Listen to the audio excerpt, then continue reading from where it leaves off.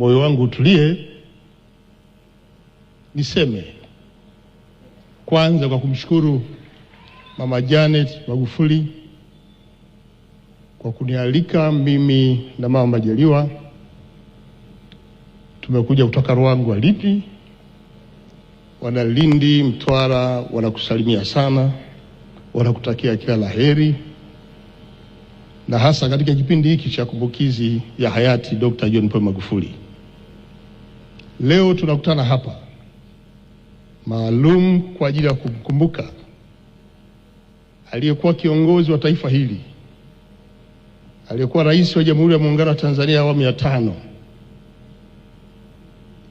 mpendwa wetu hayati Dr. John Pombe Magufuli.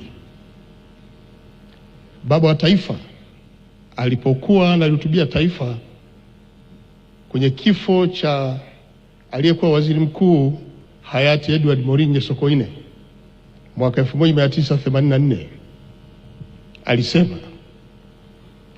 tutamkumbuka marehemu Sokoine si tu kwa sababu alikuwa mchapakazi, kwa sababu wako watu wengine wanachapa kazi.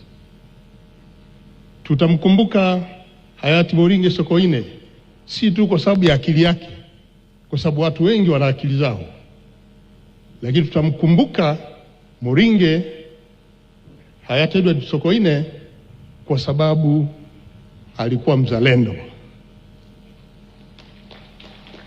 Wakati wale walikuwa wachapakazi na akili nyingi, hawakuwa wazalendo.